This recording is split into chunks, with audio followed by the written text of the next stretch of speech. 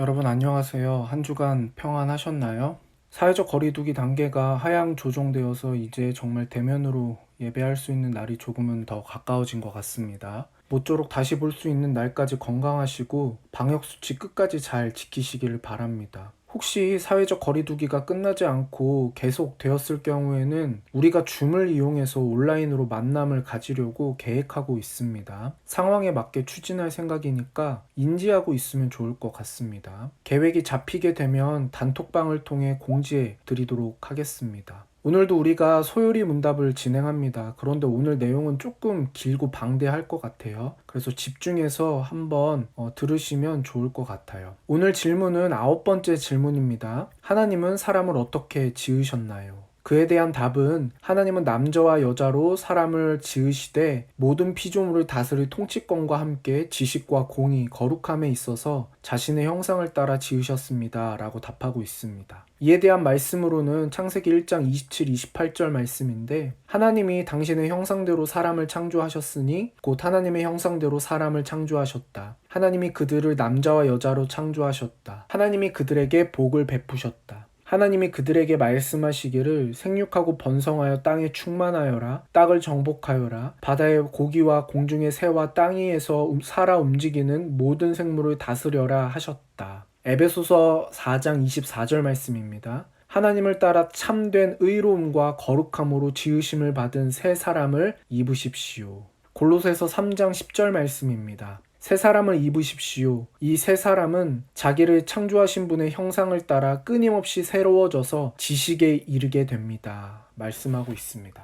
우리가 사람에 대해 특별히 관심을 가지는 이유는 성경이 우리에게 모든 것이 사람의 주도 아래 서로 좋아하고 그들의 목적과 의미를 이루도록 지음을 받았다고 가르치고 있기 때문입니다. 하나님이 지으신 모든 피조물 가운데 유독 사람만이 하나님의 형상으로 지음을 받았습니다. 다른 피조물들은 하나님이 말씀으로 창조하셨지만 사람은 하나님께서 손수 흙으로 빚어 창조되었다고 성경은 말씀합니다. 오늘은 이 사람을 하나님의 창조 목적에 근거해서 살펴보고자 합니다. 여러분, 이 시대에는 많은 사람들이 진화론을 기정사실로 생각하며 따라가고 있죠. 심지어 그리스도인들도 창조가 진화론과 조화된다고 말하는 사람도 있습니다. 이렇게 말하는 사람들을 유신론적 진화론자라고 합니다. 유신론적 진화론자라고 하면 하나님의 진화론적 창조를 말하고 있습니다. 하나님이 완전품, 그대로를 만드신 것이 아니라 진화되게 만드셨다고 주장하는 사람들입니다. 그래서 이들은 원숭이가 인간의 조상이라고도 말합니다. 그들은 창조와 진화 그 어딘가에 발을 하나씩 걸치고 있는 사람들입니다. 그럼 우리는 이런 유신론적 진화론에 대해 무엇을 어떻게 생각해야 할까요? 성경을 그냥 맹목적으로 믿는 것도 좋지만 성경의 주장을 근거로 믿으면 우리가 더욱 확실해지겠죠. 유신론적 진화론은 성경의 두 가지 큰 부분과 충돌합니다. 첫 번째는 창세기 2장 7절 말씀입니다. 주 하나님이 땅의 흙으로 사람을 지으시고 그의 코에 생명의 기운을 불어넣으시니 사람이 생명체가 되었다. 이 말씀과 충돌합니다. 이 말씀을 통해 인간은 진화되지 않았음을 분명히 가리킵니다. 하나님께서 손수 흙으로 사람을 지으셨다고 말씀하고 있죠. 우리는 다행히 원숭이의 후손이 아닙니다. 우리는 하나님이 손수 흙으로 만드신 하나님의 형상을 닮은 유일한 피조물입니다. 두 번째는 사람은 영과 육으로 구성되어져 있죠. 그래서 우리가 일반적으로 생각할 때 영은 좋은 것, 하나님이 주신 것으로 생각하고 육은 더러운 것, 죄성이 가득한 것으로 인식해 왔습니다. 이것은 서양 철학과 기독교 신학이 결합되어져 이런 사상이 나왔는데 성경의 어느 곳에도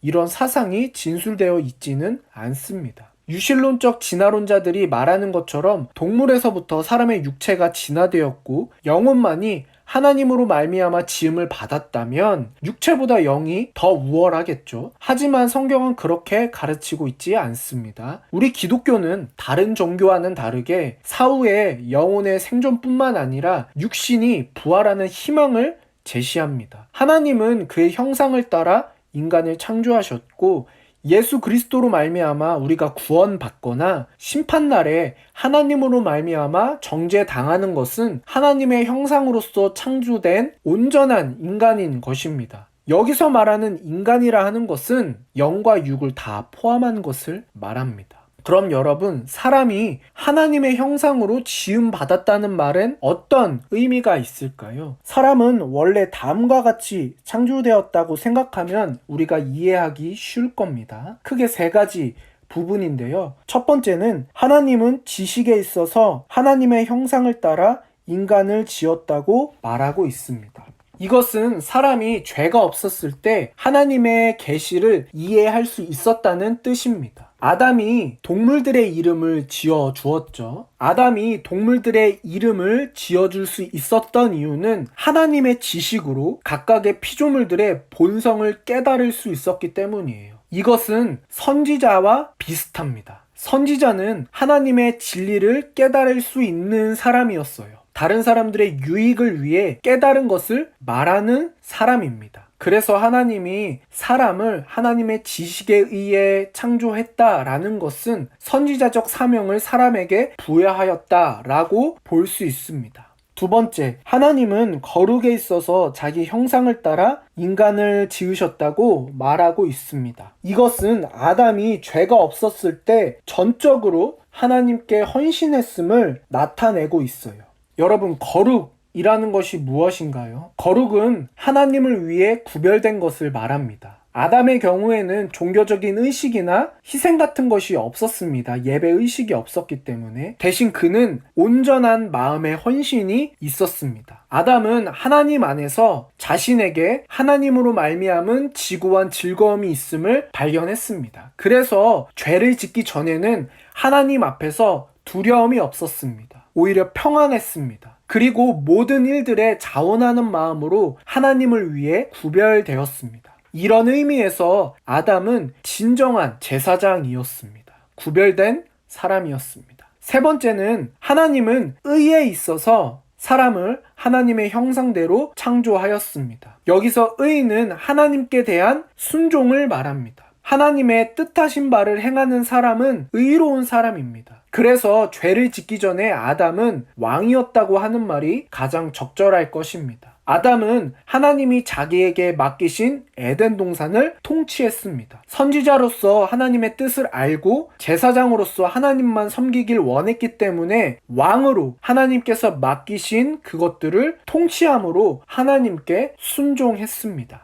여러분, 하나님의 형상으로 지음받았다라는 말은 곧 자신을 선지자같이 생각하고 제사장같이 느끼고 왕같이 행하는 사람이 하나님의 형상을 닮은 것입니다. 사람이 창조 때 하나님의 형상으로 지음받았음을 올바르게 이해할 때에만 우리는 기독교 가치의 다른 많은 교리들을 비로소 깨달을 수 있습니다. 그럼 예를 들어 한번 설명해 보겠습니다. 전적 부패의 교리는 사람이 하나님의 형상으로 지어졌다는 의미를 먼저 깨달을 때에만 이해되어집니다. 하나님의 형상으로 사람은 아담의 첫 범죄에서부터 타락하였고 현재 모든 부분은 부패에 있습니다. 이와 같은 교리를 비추어 볼 때 그리스도의 구원 사역을 가장 잘 이해할 수 있습니다. 구약시대의 선지자, 제사장, 왕들을 통해 하나님은 세상에 보내실 그리스도를 약속하십니다. 예수님은 그의 백성을 저희 죄에서 구원하시려고 완전하신 선지자, 제사장, 왕이 되셔야만 하셨습니다. 그래야 우리의 죄를 짊어지고 십자가에서 완전한 구원을 이루실 수 있었기 때문입니다. 이를 통해 우리는 그리스도를 향한 죄인의 회개를 더욱 발전적으로 이해할 수 있습니다. 참 회개가 왜 지, 정, 의 이것을 다 포함하는지 알게 됩니다. 지정의를 포함한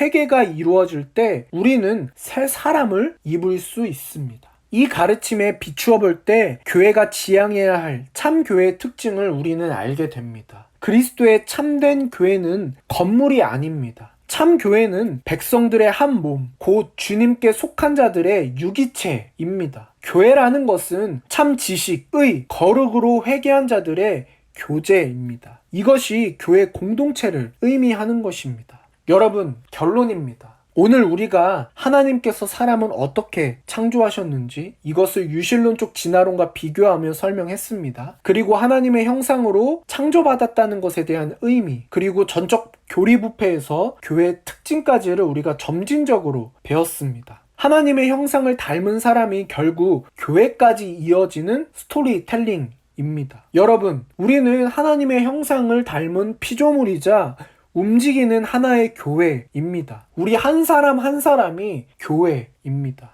여러분, 한 가지 질문을 던져볼게요. 과연 우리가 하나님의 형상을 닮은 하나님의 가치를 잘 실현하는 교회 모습으로 우리가 살아가고 있나요? 우리는 하나님의 지식을, 거룩을, 의로움을 담도록 지음받은 하나님의 자녀입니다. 세상 속에서 살아가실 때 하나님의 지식으로, 세상 속에서 구별된 자녀로 거룩하게, 의로우신 하나님의 성품을 닮은 교회 모습으로 살아가는 저와 여러분이 되기를 축복합니다.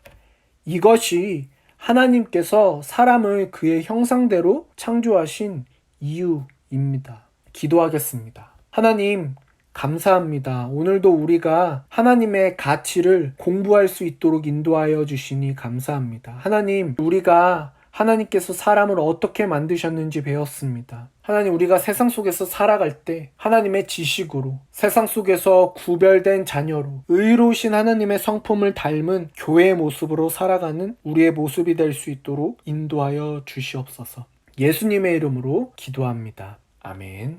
여러분, 한 주간 건강하시고 평안하십시오.